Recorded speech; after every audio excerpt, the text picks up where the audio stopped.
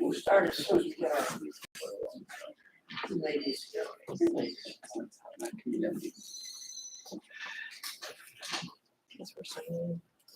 Yeah, there's one.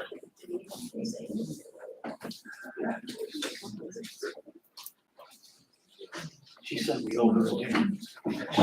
Yeah, she confirmed it.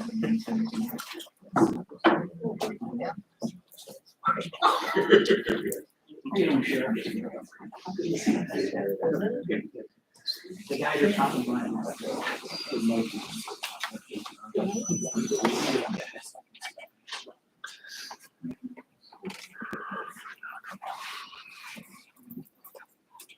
We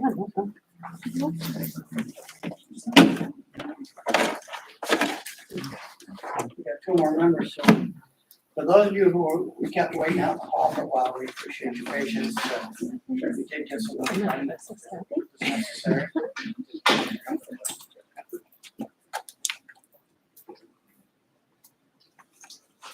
Miss Carla, right behind you. Miss Carla's going to- Oh, I didn't see her.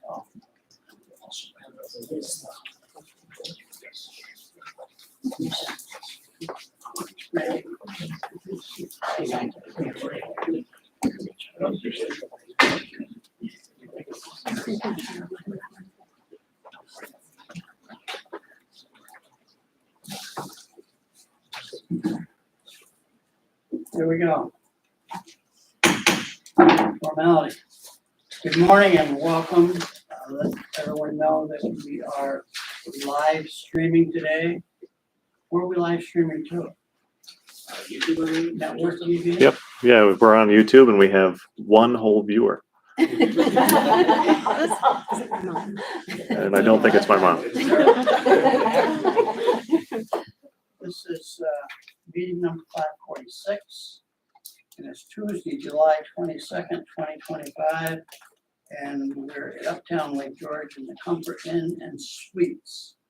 And my first agenda item is welcome and introduction, and I would say that the introduction might be for Brendan Wilsey, who is the new chair, well, almost new chair of the Lake George Association, and has chosen to be with us. So thank you. Welcome. Item 2, approval of meeting minutes and fiscal actions report. Meeting minutes, Kath, you had sent me, maybe others, a note with some questions that you got those Oh, questions I answered.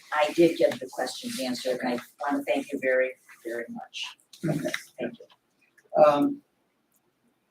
Approval of the meeting minutes. So moved. Motion made, Second. seconded, carried. Any discussion on it? One abstention. One abstention. Okay.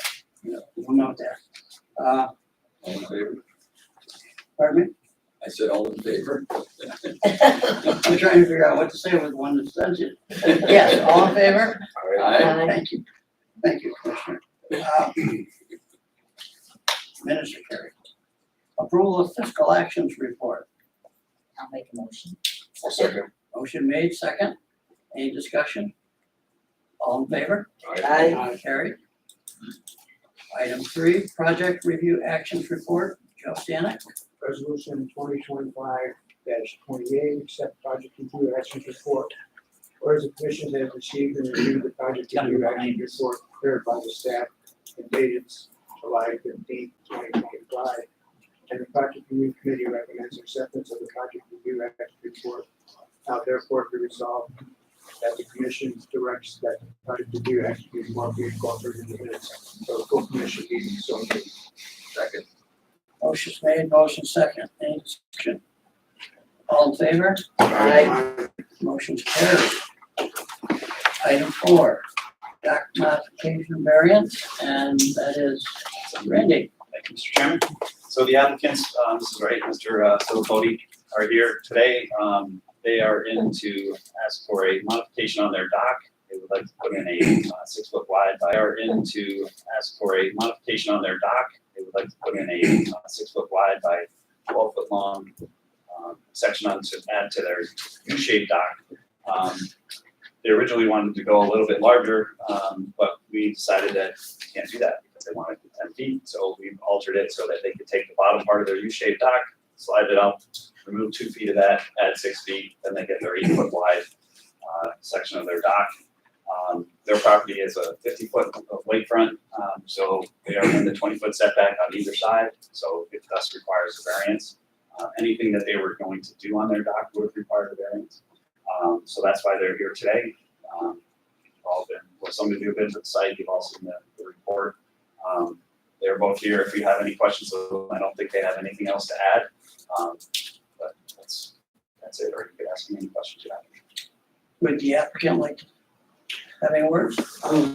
I'm certainly willing to. Step, if you feel free to step up to the mic, please, and identify Sure. yourself. I'm Paul Shilapoti. Thank you. Thank you, Mr. Rath, for presenting that to us. I will answer any questions that folks have. It's pretty straightforward. So I have nothing to add because Mr. Rath explained it quite well. Okay, thank you. Yeah. Thanks.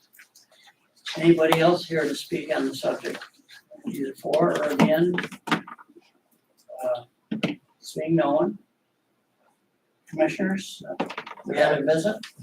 We visited the site, and I think everybody was in agreement that this is kind of a reasonable solution to the issue that they were trying to address. Anybody have any comments over there? I agree with Chuck, absolutely. Anybody? We're quiet. Resolution? Resolution, application number DWM 25-40036, applicant is Carol Riker, Falls, Vermont. Whereas the applicant has applied for a variance to modify the dock size of the setback area, Lakeshore Park Commission has reviewed the application, supporting documents, comments received, and other information which appears in the record. And the commission has made a determination pursuant to 6 NY CR 645-3.6 and the State Environmental Quality Review Act 6 NY CR 617.5 that the project is a type 2 action and does not require further review of potential impacts pursuant to this act. The action is a minor project pursuant to 6 NY CR 645-5.3. Public notice has been published and distributed consistent with the regulations. And whereas the applicant has requested a variance from 646-1.1C11, every dock or wharf construction shall have a minimum setback of 20 feet from the adjacent property line extended into the lake on the same axis as the property line runs on shore where it meets the lake or at a right angle to the mean high water mark, whichever results in a greater setback. And whereas the applicant has demonstrated that strict conformance with the regulations will cause unnecessary hardship due to unique and peculiar circumstance, which imposes substantial financial, technical, or safety burdens. And whereas the commission finds that if there is no reasonable possibility that the applicant's property will bring a reasonable return following conformance with the regulations, and whereas the commission finds that the project will have no adverse impact on the health, safety, or welfare of the public, the environment, or the resources of the park, will not alter the essential character of the area in which it is proposed, will not lead to congestion in the park, and will not have an undue visual, cultural, or audible impact on the neighborhood or the park. Now, therefore, be resolved that Lakeshore Park Commission hereby agrees to have access to the site proposed. So moved. Motion's made. Second. Motion seconded. Any further discussion? All in favor? Aye. Hearing no nays, resolution's passed. All set. Good, thank you. Appreciate it. Moving on. Next item is Hewlett's Sewer Line Burial Project. We've been working on this with the folks from Hewlett's Landing for quite some time now. Hewlett's consists, people smarter than me on it are going to speak in a minute, but it consists of two separate private public sewer districts that needed to be improved. And the biggest improvement that we're asking to make is the fact that in two distinct spots in the system, there's a pipe about the size of this that goes over a brook or a brook instead of under the brook. And if you had seen the photos that we saw this past winter where logs would pile up against this pipe that's going to the sewer pipe. And if it ever broke from here to that wall to the lake, it would be a catastrophe. So that's where we're at right now. Dave, you have some more comments you'd like to make? We're happy to have Supervisor Tall here and also Susie Shaggs, who's been kind of de facto helping out with all of the sewer issues up there. So we asked the supervisor to come here today and just kind of bring us an update. He presented, I believe, at our April meeting, did a nice slide presentation. So each commissioner should have a mini packet of a few of those slides that he presented last time. I didn't want to ask the supervisor to provide the same level of presentation he did the first time because we still remember most of that. But essentially, we invite Charlie to come on up and talk a little bit about the project. And then should the commission decide to move forward with funding, we have an MOU that we need to approve and then funding resolution. So, Charlie? I'm going to bring Susie as well, who's done a lot of spearheading. So, I thought Susie would say, I'm gonna bring Charlie as well. probably it should be that way. So, for the record, I'm Charles Tall, supervisor of the town of Dresden, and I'm Susie Shad. I'm on the Dresden Town Sewer Committee. right. And as you might remember from our previous presentation earlier this year, we got a potential risk here that has been waiting for years and been attempted to be addressed by previous administration in our town, and now we're taking it, especially with Susie's drive and interest, to take this further and get something really seriously done about it. I'm happy to address any questions, or Susie can add to this. You know, we've been trying to pursue funding for this for well over 10 years, and it has clearly been unsuccessful in those previous years, but the risk to rupture has not reduced. If anything, it's increased over time with the severity of storms increasing. So we really just can't risk that rupture. So we decided to go full hog on pursuing this in a big way. Big thanks to the LGA. They're the ones who funded the original drawings for burying these pipelines in the beginning when we really started getting some momentum on this. But we're at 100% plans now. We're ready to do this. It's been too long, so thank you. Right, and as Susie said, there's been attempts, and we are now going to do it no matter what. Yes, and the LGA is also wonderfully contributing $40,000 they've committed to this project. Any assistance from you and the taxpayers will get this as well. They'll be sharing a lot of the costs.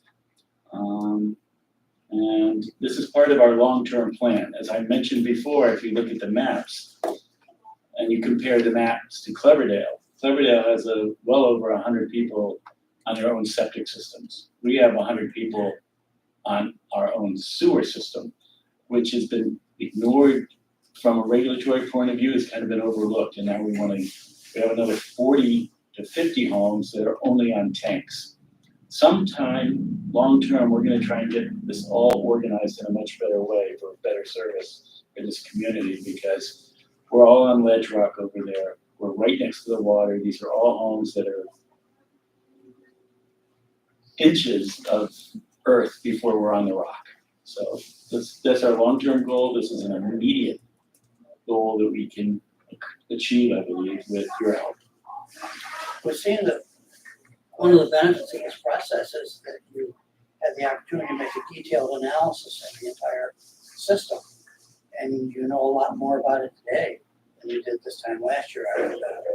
Oh, 100%. That was the first step that we had, was where are we at with the system? So we had an engineering planning grant from the state to do a deep dive into the integrity of all pipes and tanks of the system.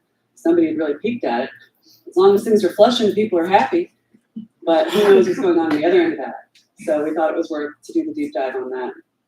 And it's been a very big learning process for all of us. But I think we've got a good roadmap ahead to make good long-term improvements, starting with the burial of the pipes and researching the field and all of that. We appreciate your help with the monitoring wells as well. That's really great. Right, the monitoring wells are the next step. So we if we're gonna ever make changes, we should know what the changes are likely to be impacting, and the wells that you've helped with, which we're very grateful for, will give us more and more data on water flows, levels, and nutrient loading, and all the things we're learning.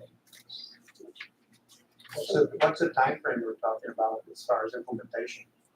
Burying the pipes, we're hoping to do before frost this year. We're ready to go out to bid.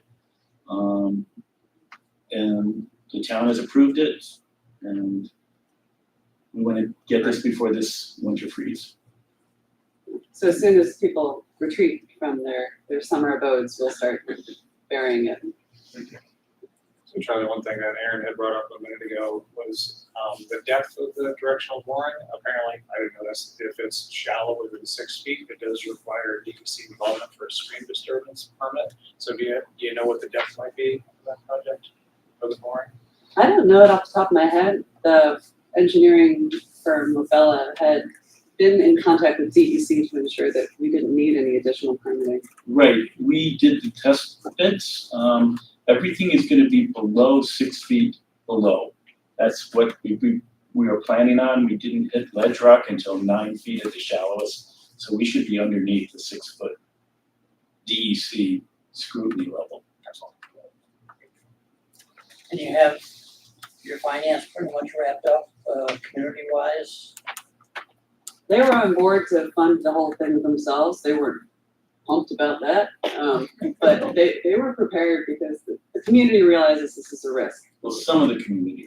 We have a lot of community who are, The folks who've seen it with the logs jamming up and the rerouting of the brook that occurs with that, they know that the survivorship bias of, well, it hasn't been a problem yet, is not really the sound way to do this.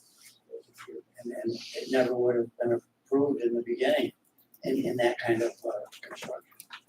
And that's just not something that would work to today's standards.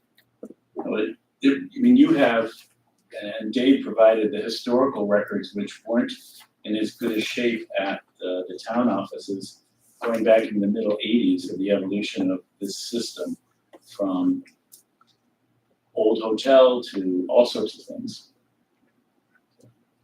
Anybody else have any questions? I just want to say, this is the kind of a project that makes me very proud to be a commissioner and able to support it. This is a disaster waiting to happen. And hopefully between now and construction, that won't occur, right? Thank you for your effort. Thank you. Of the 100 homes that are on this sewer system, like what percentage are supporting this project? Would you say? Well, there's vocal on both sides, but we believe we're 75% supportive of this. You all set? Anyone else? We're gonna go to work. Thank you all very much for your consideration. Thank you. Thanks for being here. We have before us resolution 2020-25-30. Are you reading, John? Absolutely, yeah, so just for everybody's edification, for us to financially contribute to an environmental project with the municipality, we need to enter into a memorandum of understanding. I sent a draft to the supervisor, we'll talk about that after the fact. The nuance of the MOU, we can work with the details on it, but the core of it, it's fairly short. Just says we're working in the best interest together for Lake George and allows the commission to contribute to the project. So that's what Vice Chairman is saying. Okay, resolution 2025-30, acceptance of MOU with the town of Dresden. Whereas the Lake George Park Commission finds it in the best interest of Lake George to enter into an MOU with the town of Dresden related to the planning, implementation, and financial partnership on project designed to protect and improve the Lake George. And whereas a formal MOU is required for the commission to contribute financially to the town of Dresden for the lake protection projects and programs that these parties find mutually beneficial to undertake. And whereas the town of Dresden has reviewed the draft MOU and finds it satisfactory to achieve their goal of working in partnership with the commission to protect Lake George. And whereas the Lake George Park Commission, the Board of Commissioners, have also reviewed this document and finds it in the best interest of the commission to enter into such an agreement. Now therefore be resolved, the Lake George Park Commission hereby authorize the chairman, Ken Parker, to sign this MOU and to have it sent to Dresden County Supervisor Charlie Powell for final execution of the agreement, such that these two parties may begin to operate under the provisions therefore. So moved. Second. Motion's made, motion second. All in favor? Aye. Hearing no nays, that resolution for the acceptance of the MOU is passed. Item 5B is resolution 2025-31. And we've had numbers bandied about. And is the number that's in the resolution 80,000, Dan? Yes, it is. Yes. So we're going to be talking about approving or not approving a resolution that would allow us to provide up to $80,000 for this overall project and put it to bed finally. So would you read that, Joe? If I could just very quickly. Sure. So just for folks in the room, the way the Park Commission is funded, our operations are funded by boat and dock registration fees, and those fees have been set for years. We've been very fortunate to get the support of Albany recently and what's called an Environmental Protection Fund allocation. So they increased our EPF allocation significantly a few years back because working with Albany, we said there are a lot of good environmental projects that we can get done up here for relatively modest amounts of money. This is one of those projects. So this doesn't affect anybody's boat or dock fees. This is money coming from Albany for environmental projects. So thank you. And when Dave refers to working with Albany, what that really means to me, and should to you, is that Dave Wick knows how to do his homework. Dave Wick knows how to talk to people in Albany. Dave Wick knows how to leave those people in Albany happy when he's done with them, et cetera, et cetera. Plus, we do promise all the folks down there boat ride. If they ever get within 10 feet of Lake George, we'll take them out for, which we've done a couple of times over the years. Including the one senior person who lost her sunglasses while he was turning the boat. We found it. Resolution 2025-31, Joe. Resolution 2025-31, funding for sewer line burial. Whereas the town of Dresden maintains two small public sewer districts in the hamlet of Mulis Landing, and the two sewer lines within the District 1 are elevated only a few feet above Foster Brook, which is a major tributary to the Lake George. And whereas these above ground pipes and structural support beams traverse over this large stream have had a history of blocking logs and other debris that flows down the stream in extreme weather events, causing significant concern regarding the catastrophic failure of one or both of these pipes and untreated sewage flowing into Lake George. And whereas the town of Dresden recognized this concern for several years and has contracted Lavella Associates, who has planned and designed a new pipe system using directional boring, which will put these pipes safely under the stream bed. And whereas the engineers estimated the cost of the project is approximately $214,000, and the town sought unsuccessfully for public funding for over a decade through several different agencies and organizations. And whereas the Lake George Park Commission recognizes the importance of this project, Protect Lake George seeks to assist the town of Dresden with funding so that this project can get completed before the coming winter season. And whereas the commission has approved the memorandum of understanding with the town of Dresden to support the water quality protection initiatives and funding that supports these initiatives, now therefore be resolved, the Lake George Park Commission hereby authorizes the expenditure of $80,000 from its New York State Environmental Protection Fund allocation towards Mulis Landing Sewer Line Burial Project, and authorize staff to execute the agreements required to secure and pay these funds on a reimbursable basis following completion of the project to the engineer's satisfaction. So moved. Second. Motion made, motion second. Any other comments from commissioners? Hearing none, all in favor? Aye. Motion is passed. Thank you very much. You're more than welcome.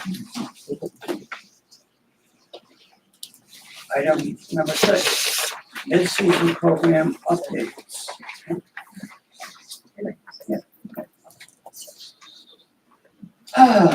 Lake George Park Commission boat inspection program and septic inspection program. We have two of our finest. Yeah, so already, Shine that light right in my eyes. if you guys wanna Wait, move and close my eyes. part like the Red Sea here, we get this fired up while I get a brief overview of the boat inspection program to date and a couple other items. Leaving it all up to you. So, we're about halfway through the voting season already, which boggles my mind. Seems like we just started. But I had Ben go through the numbers to date so far. And so we've done, well, as of yesterday, just under 16,000, and probably by this time today, over 16,000 inspections already this year. Of those 16,000 inspections, a good share of those are boats that already have seals on them, so they don't require a full inspection, which is great. But of the boats that did require a full inspection, we've collected 84 samples. So these are boats with visible plant matter or debris on the boats.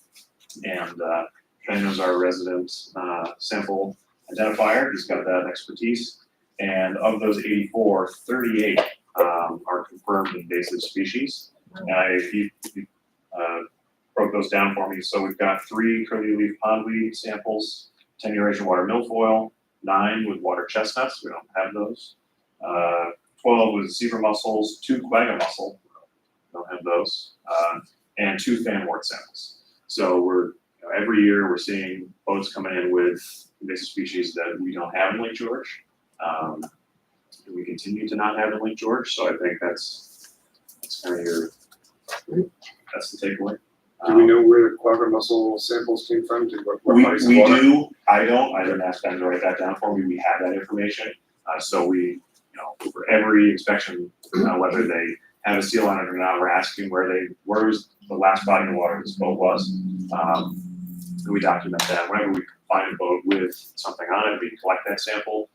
We track that by the registration number, and we also collect the previous water body, and we can go back after the fact when Ben goes through and does the analysis of those samples and IDs them.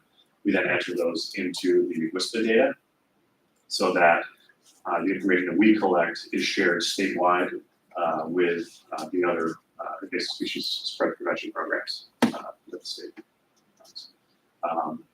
And again, I just want to take this opportunity to say, like, the boat inspection staff really are the heart of this program. I want to give a shout out to the crews at Million Dollar Beach and Norwalk. Million Dollar Beach does about 40% of the inspections that happen on Lake George. Norwalk does about 20%. And I think were there any commissioners at Norwalk on Saturday for the rec study? I know Dave Hatton, you were there, right? Yeah. Was it busy on Saturday? Very. Yeah, there was no parking on Saturday. And that's the way it goes up there. It's amazing how busy that operation is. And What do we know about the inspection station on the northway at the Hudson River? I have not personally spoken to my counterpart at the AWI yet this season. I know that that program is moving away from the plastic seals and wire, similar to what we use.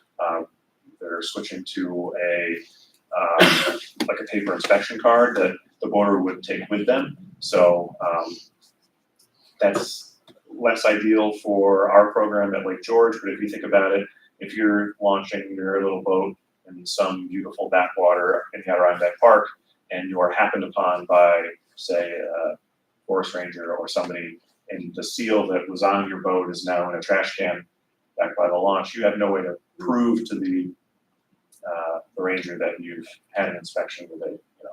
So the little card is something that the boater keeps with them to show their proof of inspection. So I understand why they're doing it. It just doesn't really jive with the requirements of our program. So they were working to maybe continue use of seals for boats that were stopping at exit 18 and then coming up to Lake George. We'll see how that goes in the long run. But in the last few years, the number of boats that stop there and come to Lake George with a seal is like 400, 37,000 inspections a year. That's in and out. So it's a negligible amount. But I think it's a good Do our program. folks ever detect any belligerence from Joe the boat customer, Joe the boat operator? as Not a result? typically. At this point, the program is not new. You know, it's just sort of part of the experience of coming to Lake George now. Most people have been through it at this point. I do take, 2 or 3 phone calls a year from people who are coming to Lake George who've never been and they have a boat and they want to know what the process is, and I explain it and they go, oh, well, that's easy. Because it is. We make it as easy as we can. And, of course there's always one, right? There's always a couple that are obstinate, and we pass their information on to law enforcement. Does the little card have information about the date, time, It- all that kind of It stuff? does. So they can't use it 2 weeks from now. Well, after- yeah, they can. So, if you get an inspection today and there's nobody asks you for it, you still have it, and you go to 3 different lakes, and then somebody finally asks you for it, you can just tell them, well, yeah, I haven't been anywhere. My Since- concern would be since they this. end up in the Hudson River Right, a week so we later don't, and then come back up. the card for that program does not grant you access to Lake George. If you show up without a seal, you're getting an inspection. Okay, good. So, which is unfortunate because those people who have stopped, Right. they're doing the right thing, right? So they're making the effort, they recognize that it's an important thing. They stop there, they get their card, and then they show up and we say, thank you. Here's the line. And so that's, we try to express gratitude and we explain why. And generally, they get it, right? Because they stopped in the first place. So they support the program and know what we're trying to do, but it is, I'm sure, disappointing to them to be stopped twice. So, Is there anything we're doing that we should be doing differently or that you folks need? Aware of? yeah, we've had a little bit of trouble with wakeboard boats. It seems that the intakes for the wakeboard, for the water for the wakeboard engines, like the inboards and also the ballast tanks, those are getting larger. We have an attachment. It's called a fake-a-lake. And honestly, it looks like a plunger that you attach a hose to. It's basically a rubber cup with a hose attached to it with a lid. And you prop it underneath the boat and you turn the water on, and that provides water to the boat so that you can start the engine and have water right there because you can't start to dry. Or if you want to flush ballast tanks. The problem is the diameter of that, it literally looks like a plunger. It's about as big as a plunger. But those intakes are getting larger, so we're not always able to sufficiently cover those intakes. And that's posing a challenge. So we are looking for alternative flushing methods for those boats. I don't know if that's something that just certain boat makes are doing, or if that's something that the industry in general is going towards, larger intakes, but it does pose a bit of a logistical problem in the field.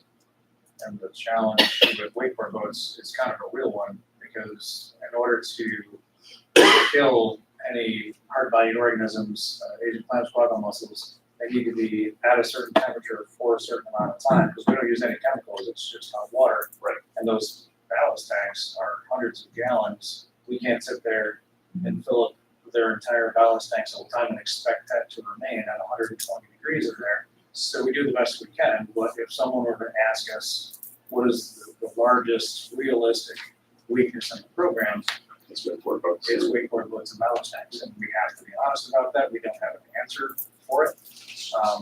We just do the best we can. Yeah, so boats that have those larger intake screens that the Faker Lake attachment doesn't sufficiently cover, you can use the low pressure hose. So the ballast tanks, they have a pump and they pump out the side. So if they draw water in from the bottom of the boat into the tank and then they pump it out for traveling down the road. You can back flush through the out with we have a soft rubber hose for low pressure washing, and you can do that.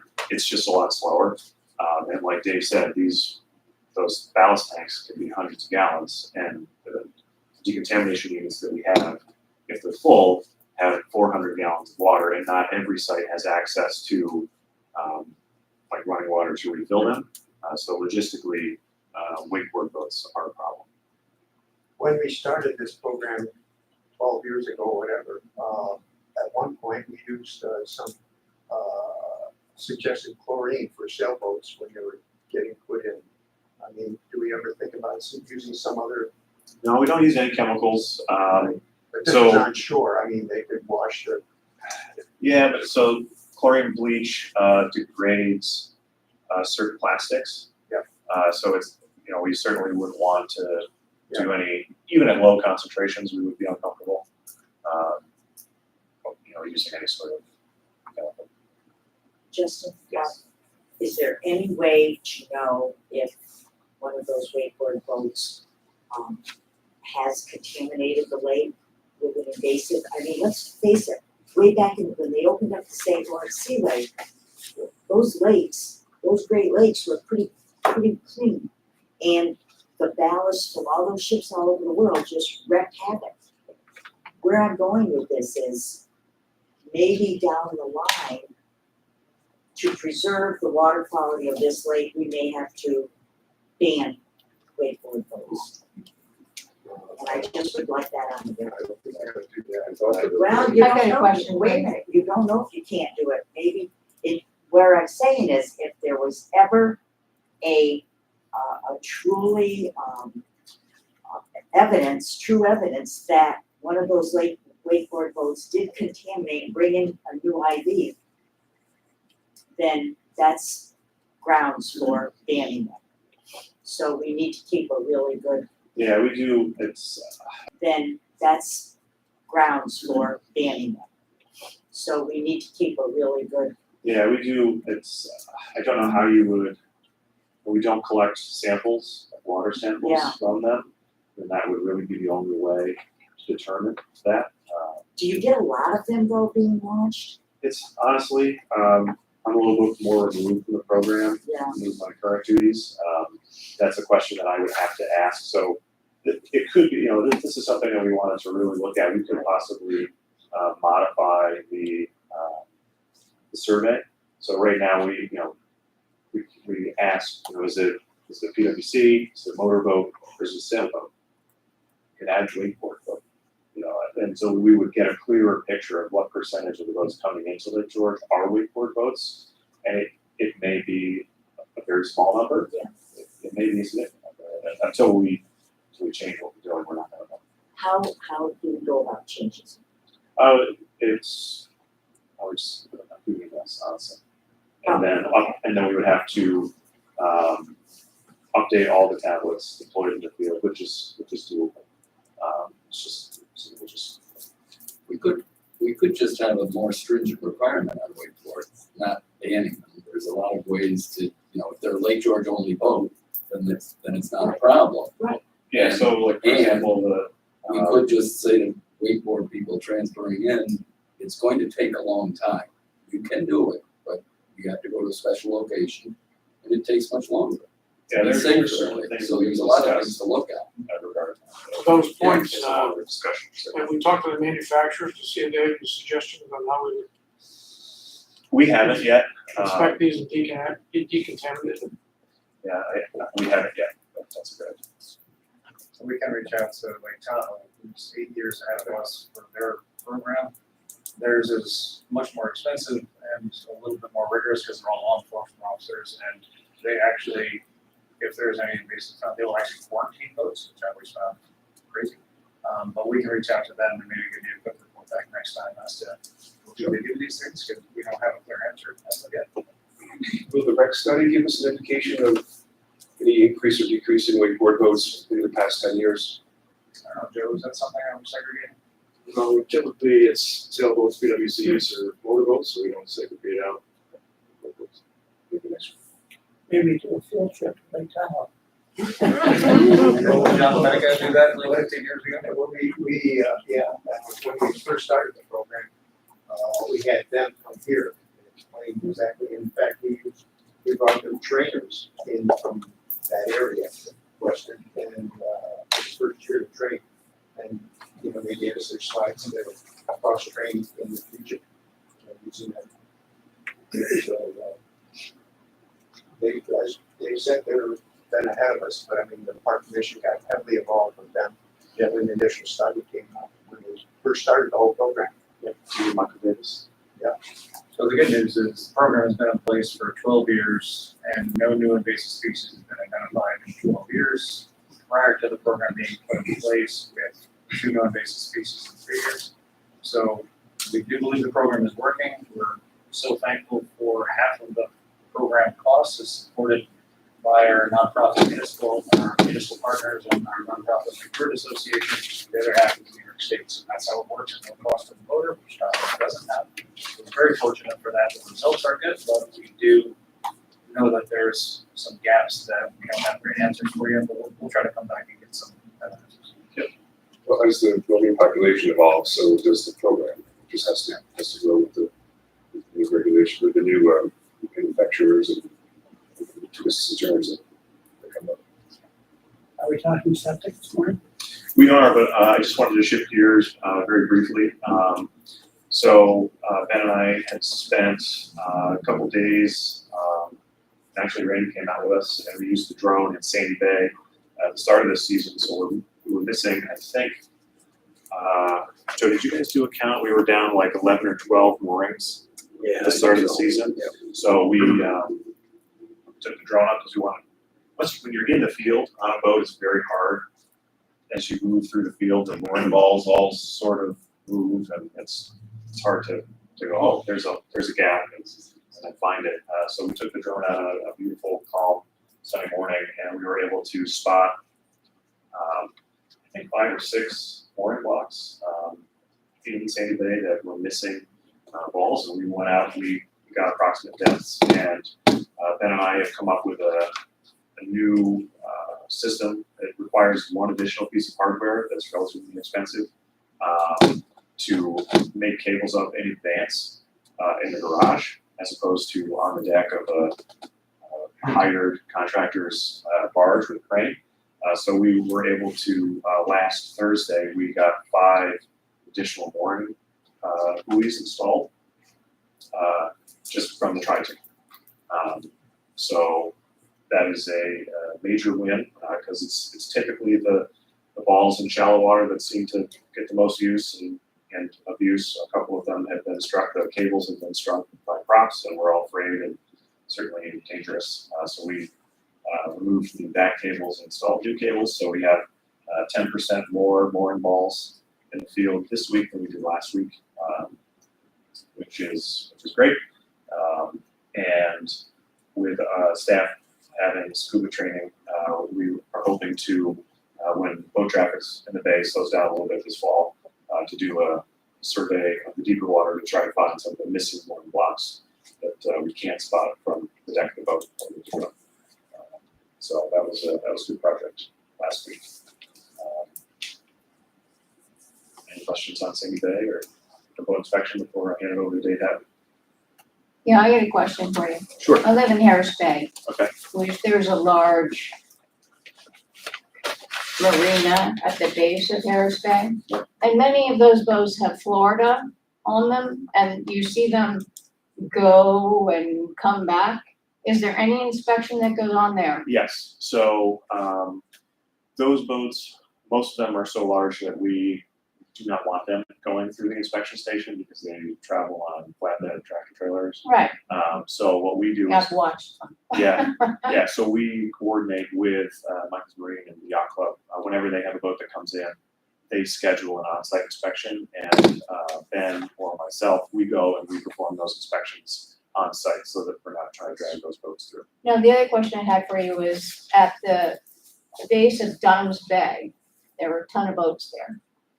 And there used to be an inspection, there used to be a wash station there. Yes. What happened to that wash station and what happens to all those boats that are there? So when we started the program in 2014, the $1 Million Beach boat launch had not been redone. And so there was a significant amount of boat traffic through that launch. So it made good There sense. still is. Yeah, it made good sense to have an inspection station there. Once the $1 Million Beach launch opened with its convenient access and convenient parking and fair pricing, we saw a majority of boats transition over to that side. And after 2020, some of the marinas on the east side stopped doing public launching. So the boat traffic through that inspection station, I don't have the numbers, but I have a graph in last year's, Right. a couple years' reports. The traffic through that site just plummeted. And the amount of money that we were paying in staffing for very little activity didn't really make sense. So we closed that inspection station. As a person who lives on the lake, I am very, very concerned. Like if a boat comes on a flatbed trailer, see ya. It's too big for this lake, but that's a personal opinion. You know, who needs an ocean-going vessel on this lake?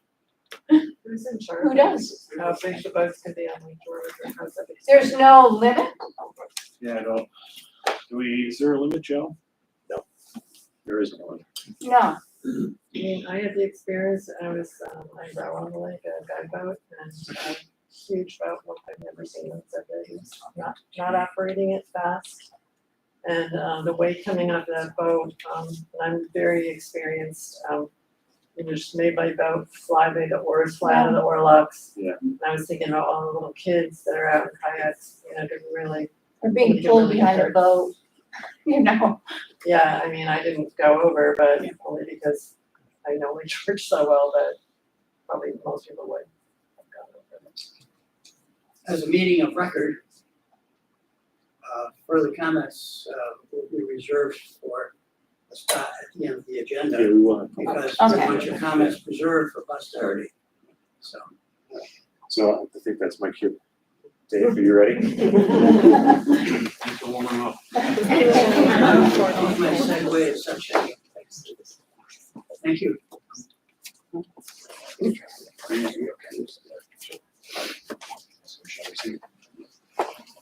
Good morning. Dave asked me to do a short presentation on where the program is as of today with septic inspections and compare it to the last 2 years. So this is a brief report on where we are today and where we've been the last 2.5 years. Before I get started, I just want to go over what we look for when we go out and do inspections, so you understand. We're looking at a failed inspection for cesspools, metal tanks, sewage back up into the tank or on the ground.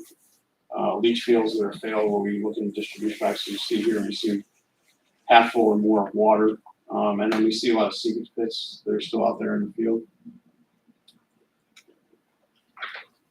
So I'm gonna skip that slide.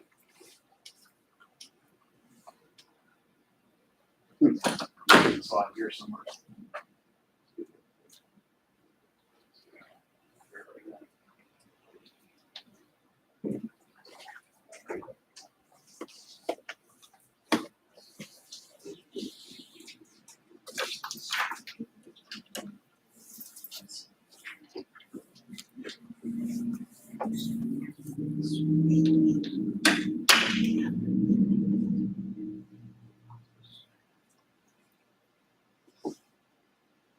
Apologize for this, I realize.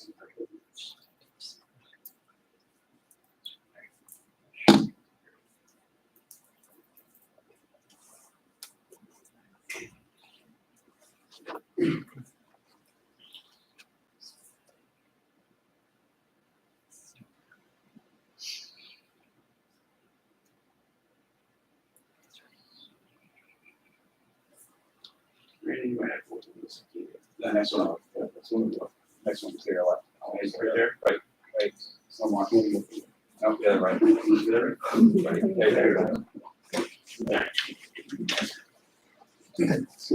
Sorry about that. So, just back up. This year, so far, we're ahead of last year and the year before as far as inspections go. In 2023, we did 92 inspections for 2023 as of this time in 2023. We did 97 as of this time in 2024. And this year we've done 106, but when you add in re-inspections and incompletes, it goes up to 136. So we're actually ahead of the game, which tells me that people are finally starting to get the groove of this program, and things are starting to flow better. Between Joe and I, we've tweaked a lot of things in the program for better reporting of the stats for the program. And I think we're finally getting a handle on everything that's going on with the program now. So the good thing is we are busier. I've been busier. Usually July it drops off a little bit, but this month we're booked solid pretty much every day, except for a couple. So, and we still have, as of this year, we still have 285 properties to schedule inspections. So about 45% of the people have scheduled their inspection or done their inspection so far. Overall, the overall program with the 5-year plan is to get 22,429 properties inspected. So right now we're at 1,027 as of last Friday. So, and I've added 7 to that number in the last 2 days. So. Instead, we're looking for, just to tell you what the categories I'm going to go over are. Substandard means that there's something wrong with the system. It doesn't meet the requirements and something has to be upgraded. Typically, that would be a leach field is undersized or a septic tank is undersized for the number of bedrooms. Or we do see a lot of seepage pits that were put in decades ago. They're undersized for the number of bedrooms too, so that's a very common thing we find out there. This slide I put up there under some substandard only because I came across it last week. This is an enhanced treatment unit that we were doing an inspection on, and we found out that it had not been maintained. So it was actually raw sewage was going into the enhanced treatment unit and spilling out of the enhanced treatment unit right into the leach field, which is not the way this enhanced treatment system is designed to be used. So the effluent wasn't getting clean before it went out to the field. So they were basically dumping raw sewage into the field, which will fail the system pretty quick. So we've got to go back after they repair this unit. They've got to locate the distribution box for the leach field, and then we'll see what the leach field looks like. But this is something I hadn't come across before with the ETUs. So it shows that ETUs do need maintenance annually. And this one, as far as we can tell, wasn't maintained for the last 3 years. Then we have our common problems we encounter, which typically go down to substandard other. In a category you'll see coming up here, it's finding tanks and uncovering the lids on tanks, distribution boxes sometimes we can't find, or seepage pit covers we can't find, so we'll go back. A lot of times with the tanks themselves, the septic tanks themselves, the baffles or tees are missing or broken, so they have to be replaced. We find effluent filters on quite a few systems that are out there, thanks to Tom. He started that way back when. And they're plugged. People don't realize that he knows annually, so their system functions properly. And we do go through a lot of speed levers. In fact, I got to pick up 2 cases today because we pretty much on every inspection, if they have a leach field, we hand out speed levelers, which are plastic caps that go inside the distribution box with a hole in them. We dial those caps to all the same level, and I make sure the system's getting equal distribution through all the leach lines. So, and hopefully prolong the longevity of the system. So we're still using cameras a lot. All the septic haulers now have cameras available, so they can run cameras through lines to locate parts of the system and look at parts of the system if we can't get access to it easily. So I think we've got the program pretty much dialed in right now as far as getting it done. One of the things I put up here on the slide, a lot of times we'll find out that people need repairs, but garbage disposals create a problem for a lot of homeowners because they count as a bedroom when it's for sizing of a septic tank.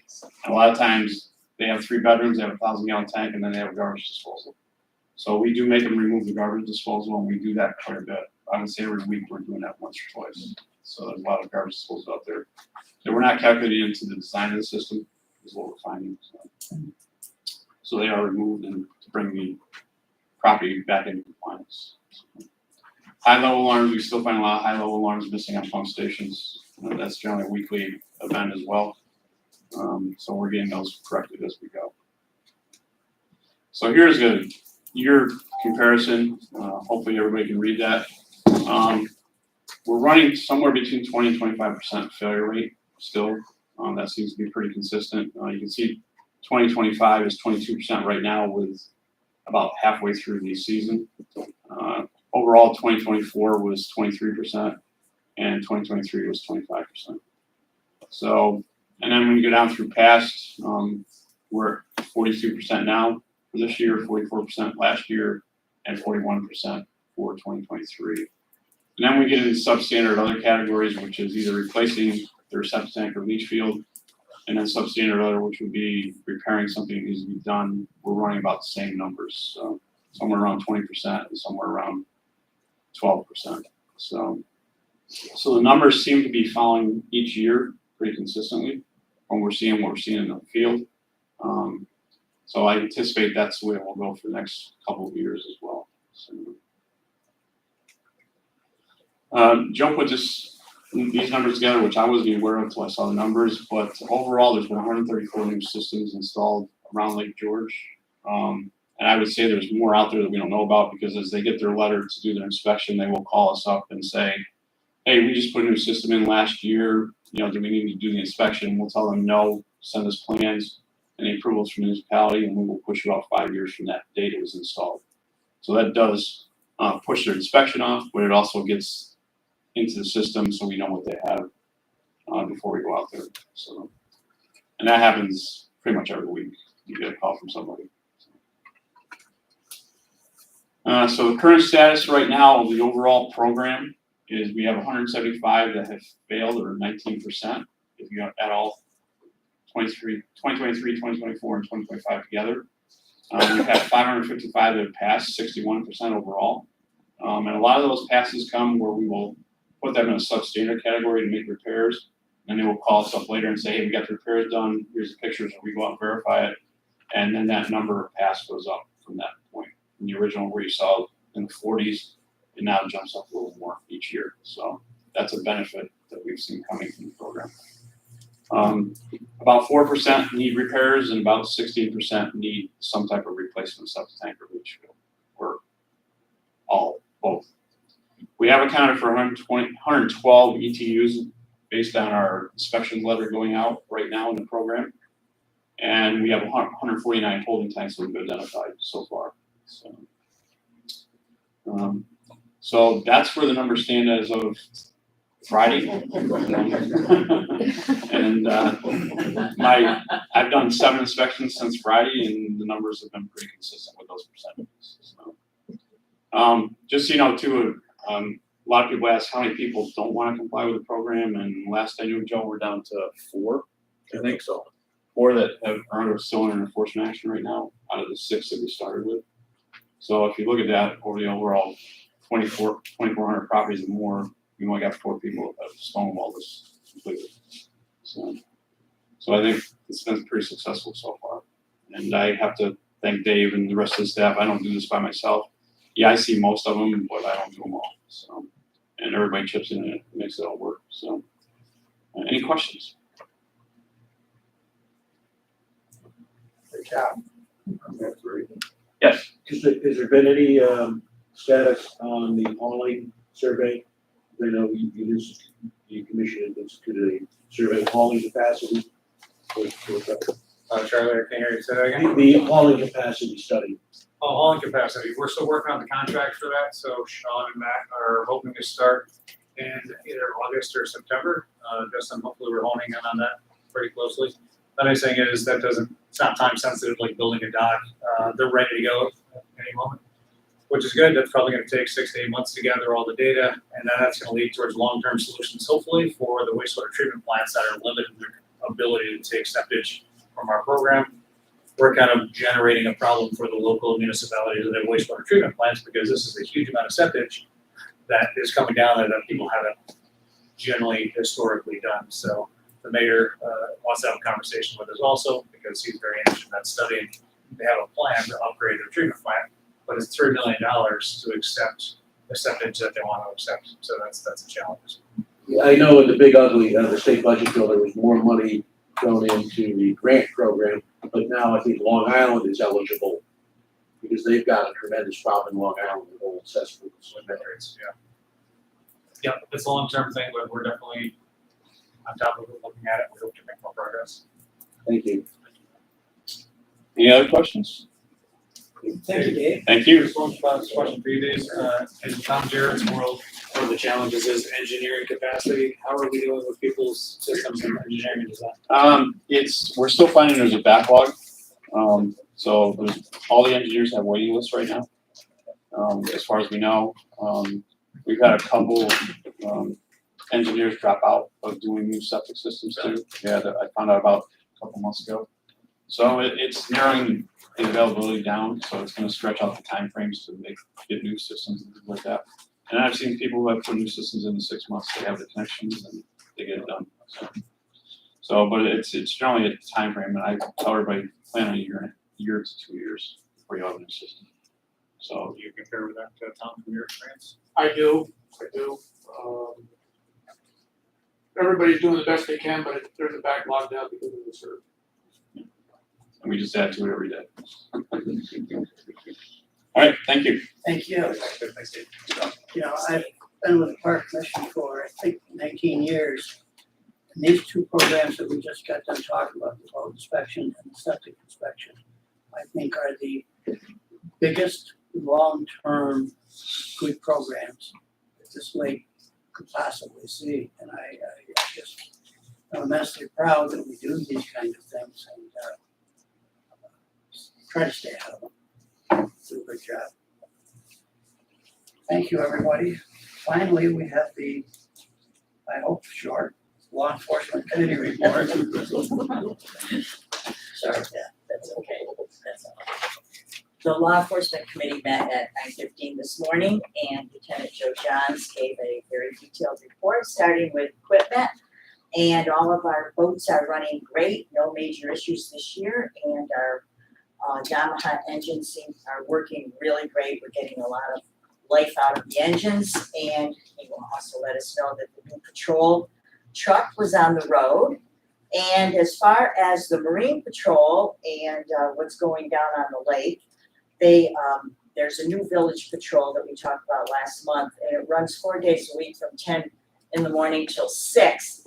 And the town and the village of Lake George did put in $10,000 to cover the new patrolling from T Island to the village.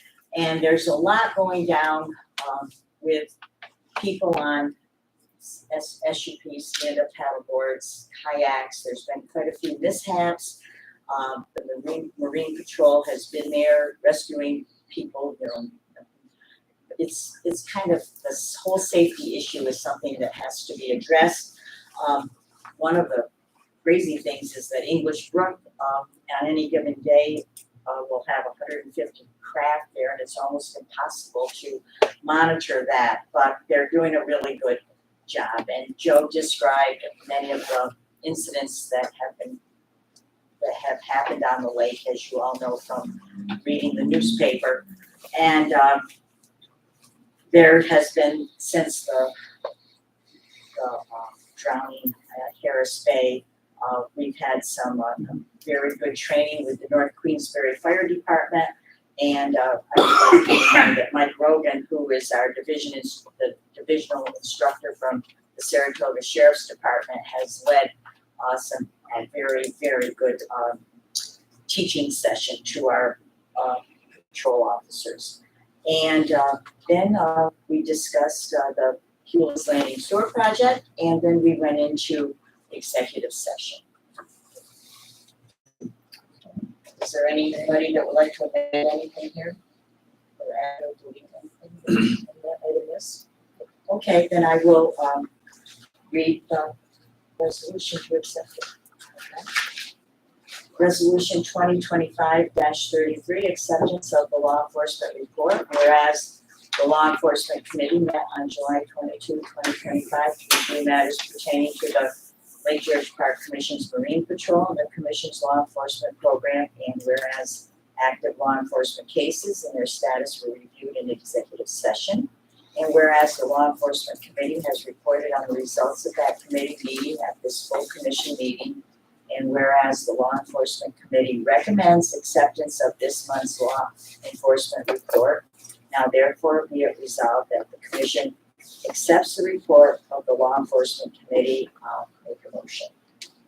Motion made, Second. seconded. Comments? Comments? All in favor? Aye. Thank you.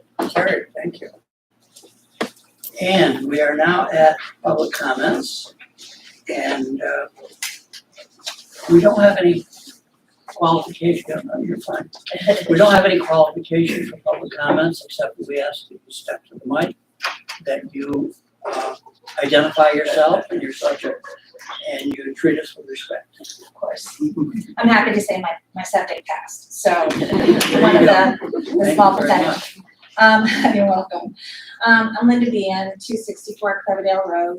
My maiden name is Cowan, and I'm proud to call myself a Cowan of Cloverdale, and our family has had a home on the peninsula for over 110 years. I'm also a proud Bean, where my late husband's family has had a home for over 60 years. I'm here with my family and many concerned residents respectfully requesting that Lake George Park Commission rescind the prior approval for the boat lift approved at 260 Cloverdale Road for the application applied on 4/15, and deny the addition of the canopy to the boat lift requested in their 620 application. We strongly believe that this is justified for a number of reasons. As abutters, we were not properly notified in writing and given the opportunity to voice our concerns with the boat lift. The dock alone is in question, as the town of Queensbury recommended it be removed as part of the LaBarge Crow's Nest property merger, stating the Rosens did not have the requisite lake frontage to maintain the dock. We have 139 feet and it's required to have 150. The boat lift, now part of that non-conforming dock, is also in violation of code as it is new construction within the required 20-foot setback. Our setback is now reduced from 15 feet to 4 feet. The Lake George Park Commission is chartered to be stewards of the natural, scenic, and aesthetic qualities of Lake George and reducing congestion. The boat lift runs counter to this priority and is a visually intrusive and direct conflict with the character of our neighboring dock. There's also prior precedent. As recently as December 2024, in the 89 Mason Road Boathouse application, the commission sided with the abutter at 93 Mason Road, requiring the applicant to relocate their boat lift and structure due to setback and abutter concerns. And lastly, there's no hardship, as boat lifts are not necessary and there is a viable alternative location for the boat lift on the Rosen property. The Rosens possess a 2-bay boathouse, one currently housing a jet ski, and another open dock where we do not object to the placement of the boat lift and canopy. History shows that the Rosens have been given one forgiveness after another. We are simply asking for the Lake George Park Commission to hold themselves and the Rosens to the same standards everyone else on Cloverdale is being held to. I have shared a petition that is signed by over 75 residents supporting this request. 100% of the people that I spoke to personally agreed with our concerns and support this recommendation. There has been one gift in this process, and that is that I've had the privilege of walking around Cloverdale and talking to so many lifelong family friends that knew and loved my grandmother, grandfather, mother, and father, and had the opportunity to share so many stories of life, laughter, and loss. I don't know how he will ultimately rule, but I do know that we will continue to fight for the right thing. And in the end, we win no matter what, because I have a community and a history the Rosens will never understand or respect.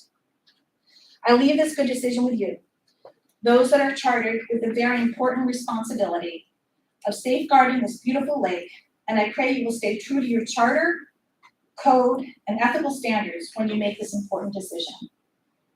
Respectfully. Thank you. Next. Oh, There's a copy of the petition. oh, that's related to your Yes, comment. it is. It's my Okay. sister-in-law, Kitty. All right.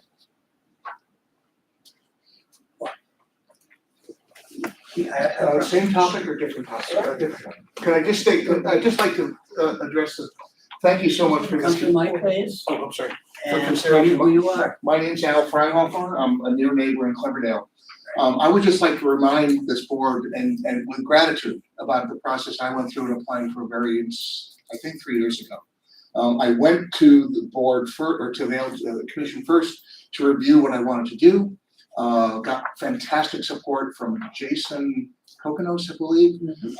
Came back to my neighbors, talked to them about what I've learned from the commission. Jason helped me draw it up. We went back to the neighbors with what that was, got their concurrence, and then came back to you. And the more I learned about what my near neighbor has gone through here, so many of those links were missing. Particularly the issue of the qualification of the earlier variance, and also just the total lack of communication and consideration on the part of her neighbor.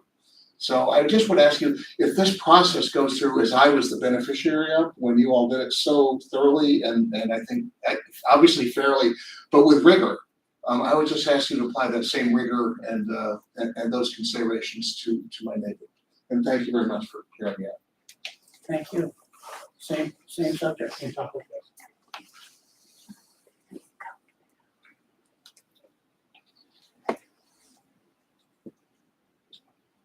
My name is Bill Weatherby. I live on 51 Mason Road, Cloverdale. I, like Mr. Freihofer, had a very similar application for more. And again, it was educational for me, but the process was thorough, and my neighbors were involved, and it was no hidden secrets anywhere. It was approved, and everyone was happy. When I saw what I went through and what I was educated on, and what I see now with the location of this lift, I don't understand if you followed the same procedure I went through, how it possibly would have been approved. It certainly would have needed a variance in my opinion. And I think the way I review property, there does appear to be other locations that if they did require a variance, they certainly wouldn't have an impact on the neighbor the way its current location does. So as a lake owner, I'm concerned that this went through in such a manner when those of us that have followed other rules were educated, but we were forced to do much more. So I hope you folks take a look at this and see if everything was done correctly. Thank you. Thank you. Sure. No. Are you? Are you the same subject? Didn't mean to ignore you. My name is Linda Long. I had the pleasure of rebuilding a home in 2006, 2007 on Cleverdale. So I know how rigorous the process can be in making a change. I am acquainted with both of the parties here. Linda for a long time, and the Rosens for they were building the same time we were, about 16, 17 years. I'm also acquainted with some of the problems that the Rosens construction went through. Linda called me within the past month or so to go over, because there was a problem with the boat in question. It was tied to the dock, inappropriately so. We had a storm, wind had wreaked havoc with their boat cover. And I think that might have been one of the underlying reasons for them requesting this lift, which went in so quickly. I mean, one day it was there, it wasn't there, the next day it was. Having gone over with my husband to see what we could do in repairing the canvas on their new boat, and it was a very new purchase for them, I was struck by how close it really was on the north side of the dock to Linda's property.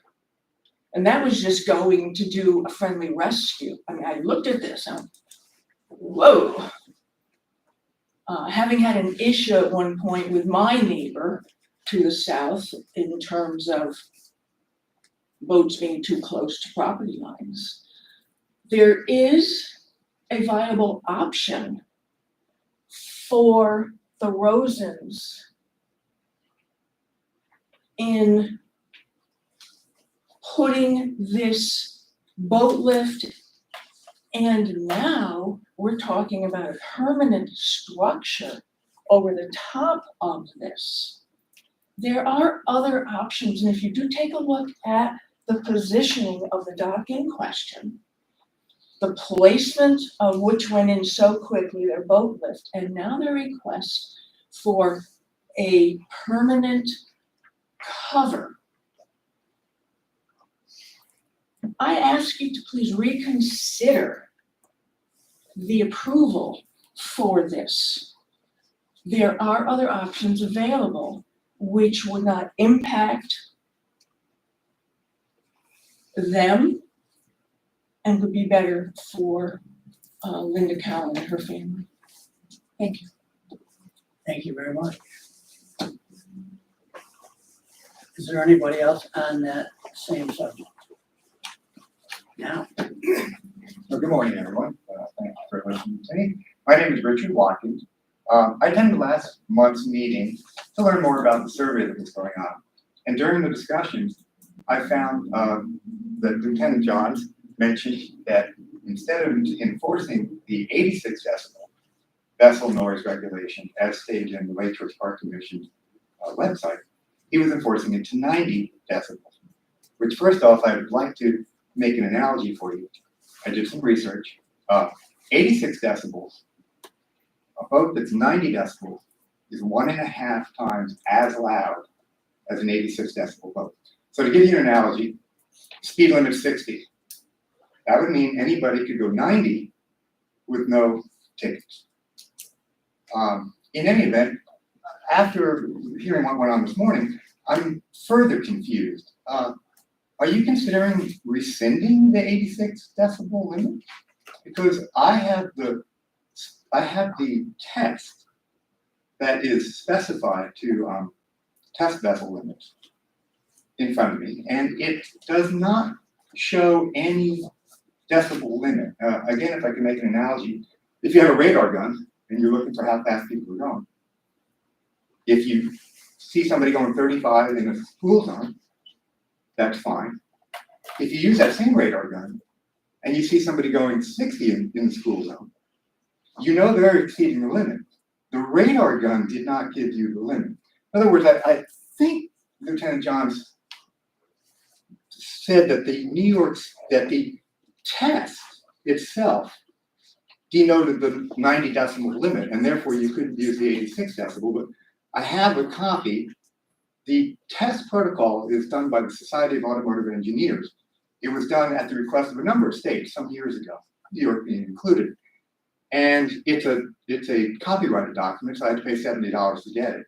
I'd be happy to let you all look at it, but I can't share it with you. In any event, can you give us some more clarification as to what's going on? Number one, why does the lieutenant believe he cannot enforce an 86 decibel limit? And number two, what are you thinking of raising it to 90, which seems to be very counterproductive to everything we want to do for the lake. So, thank you. Yep. Contrary to our usual practice of not responding to comments, because you were here last month, and it was a comment that we suggested that we discussed this morning. Is the lieutenant still here? Yes. Yeah. Would you come up and tell us again what you told us this morning? Because we had talked about it. We listened to you last month. Yeah, thank you. I didn't say you were going to have a meeting. That's why I figured I'd find out what happened. We're here. Get a lot of balls up in here.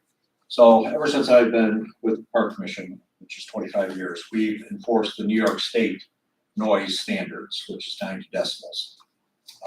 These standards were put into effect in 1991. the prior standards were found unconstitutional because they were not consistent, didn't have directions on how to do it. They've gone with a new set of standards. They described the test. It's got, your meter's got to be certified. The operator's got to be certified in this test. Gives you the distance from the boat that you have to do the test. States at the idle test, you have to start the engine up. It has to run for 30 seconds to get water up into the system to quiet the boat down. You know, it's all set up so it is, if it's brought to court, it's defensible. Now, back in the day when the Park Commission standards were put into effect, they were put into effect similar to the way the old New York State standards were, which, you know, basically the standard or the stationary test, our regulations say at an idle, or I'm sorry, not at an idle, up to 3,500 RPMs has to be 86 decibels. Doesn't say if it's got to be in the water, out of the water, how far away from the boat. So it's not consistent with how you know, so every boat would be the same. You know, our regulations, it's a little paragraph. With the New York State standards, it's specified with a certain test. Our officers are trained through New York State Parks and Recreation to do the New York State standards test, and that's the one we do. So that's basically why we do it. Is that good enough? Thank you. May I respond? Appreciate May I respond? that. You can comment, not respond. Okay. The Lake George Park Commission website denotes an 86 decibel limit. It refers you to the Society of Automotive Engineers Surface Vehicle Recommended Test, J2005. That is this test. This is exactly the same test that the New York State regulations refer you to here in J2005, Society of Automotive Engineers test. The test does not denote any decibel limit as pass-fail criteria, much like the radar gun.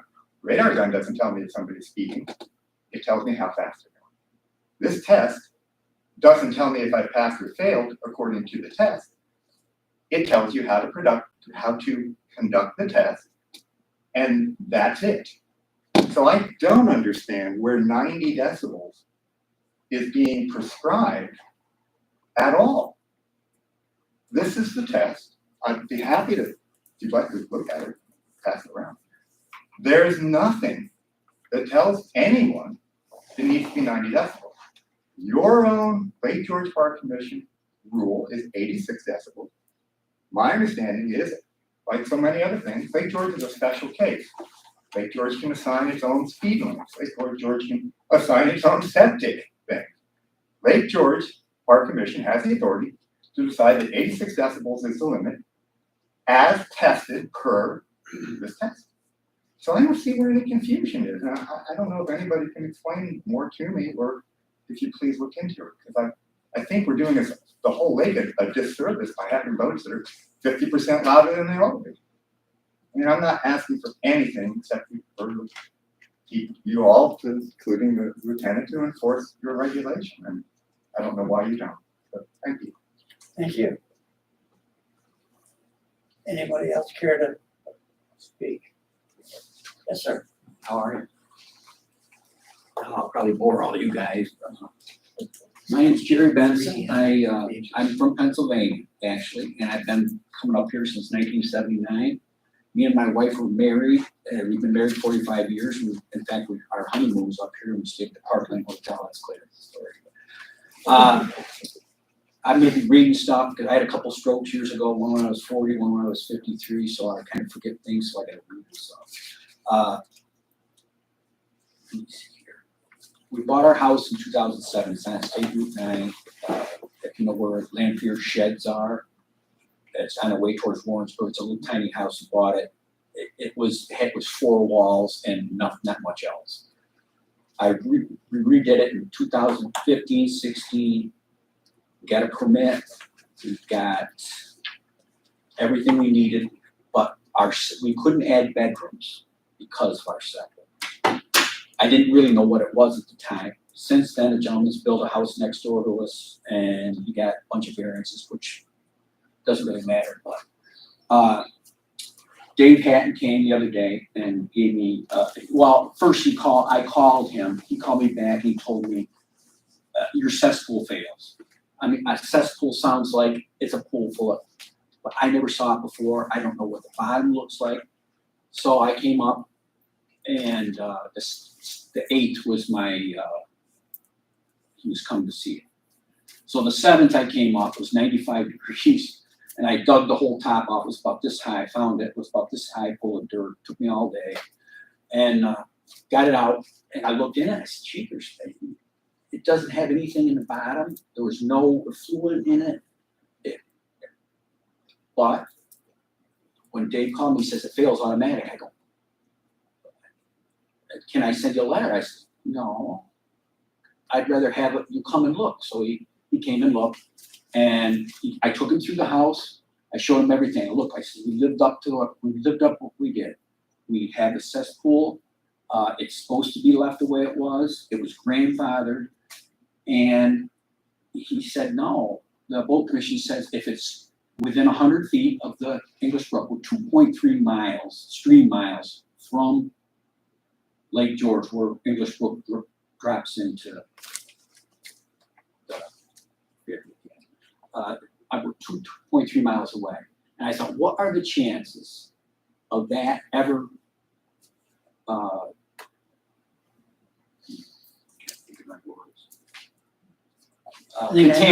contaminating.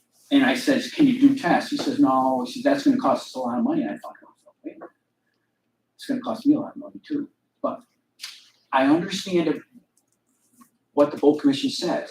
If it's too close, but it's not overflowing. I took it off, I stood it. I mean, it's successful. There was no effluent. I was up 2 weeks before that. My grandson, I took him golfing. We used it. There was no water laying there. It went sand, went right straight down. And I'm kind of like saying, wait a minute, why should we have to? I understand everything. Don't believe me. The lake is beautiful. I love the lake. But I've been on the islands. They got outhouses on there with pits. No different. No different at all than what I've got. So I can't, can you look at it like, I mean, can it stay this, can I keep it the same? I called and I asked him ahead, like 3 years ahead of time. I says, hey, can we, what can I do with this? Oh, don't do anything, because if you do anything now, they'll make you take it out. So I didn't put a cover on, I didn't put a top on, I just have, there's a cover on it. It's a 3/4 inch piece of plywood. It's 8 by 8. But it's right on the neighbor's property. But they built the house with variances. They didn't ask me where my septic was. And come to find out, here it is, right on him. Right on the side. And there's big blocks of rock. I got tons of pictures here. I'll show you guys, I got my, here's my survey. Here's my bills. We don't come up that often. Two weeks a year maybe. And I'm thinking, why should I have to spend $5? And they told me, you can't. The planning and zoning from Lake George says, we really don't have anything to do with it. It's all the boat commission. But yet when it goes back to them, they're the ones that give me a tank. I can only have a tank because I'm too close to, I can't have a leach field. I can't have a dry well, even though some neighbors close by have dry wells. But I can't have any of that because I don't have the setback. So I don't know if I'm pleading or what I'm doing, but I feel we should be able to be left the way it is. There's no testing. In fact, I'll invite you guys over right after the meeting. You can see the whole thing right there. I mean, I got pictures of everything. And I worked my head off because like I said, I had 2 strokes on it. But we don't doubt your word in any way. Here's all the pictures, it shows everything. As it is, as stupid as I am, I went to CDS because I don't have a printer. And so I had to make up all these things, and then I didn't have any paper clips, so I had to stick tape on them. You guys can look at all these, and I wish you would, and I wish you'd come over and look. I mean, every case should be different, everything should be different, and I mean, I don't live on the lake, like I said, I've been on disability since I was 56 years old, I'm 66 now. I don't make a lot of money, and I don't feel I should be charged $5,000 to go to an engineer to tell me that the zoning can tell me where to put the tank. If I gotta put a tank in, why should I have to go to an engineer to spend $5,000 to tell me it's a tank? It's a tank with an alarm on it. It's not like, and with a tank, the two wells that are next to me, my well is 50 feet from the middle of the road. The neighbor's well is 50 feet from the middle of the road. If I went in between, anywhere there, I could put a tank. I mean, but I just feel if it's mandated by you guys, should I have to pay for it? I mean, I'm trying to get out of having to pay for it, honestly. I mean, it makes sense, but if I gotta do it, should I have to go to the engineer, and or can it be left the same way? Or I can put a cement top on it with a hole and you can look at it. Why don't you let me ask our very capable staff, meeting with me sometime in the near future and explaining it further to me and how we can resolve it. I'm not qualified even to try to say. It's been there at I least know how to spell stuff. 50 years. It's been there at least more, it's got a cast iron pipe. It'll show there's a cast iron pipe, and the other pipe that's there is a gray water pipe. And Dave told me, Dave Mr. Hatton, which was a gentleman, I took him through the whole house. He showed me. He said, that one pipe to come out is just a gray, and he told me the gray water's gotta go into the tank too. And if I get a 1,000-gallon tank, and if I ever do wanna come up, a 1,000-gallon tank's gonna fill up in no time flat. So, I mean, this is going right straight down. It doesn't have absorption like a leach field, no. But it's never overflowed. I didn't even know where it was. It's never overflowed. It's never leaked. It never smelled. In fact, when I took it off, I couldn't believe it. There wasn't one effluent there, nothing. And we were just up 2 weeks ago, so there's something's eating it. That's all I can say. All right. But I just let me communicate with people who know more than I do. And Jerry, you should know that you are will probably be eligible for financial help through the Lake George Association and through Warren County. Dave told me that too, but I think it's only 50% like all these other Well, you know, people. it is 50%.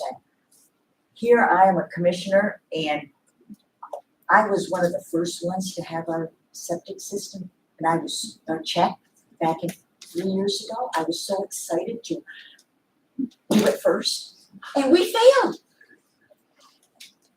A tree root had cut off the PVC pipe, and the effluent was coming out of the pipe right into the ground.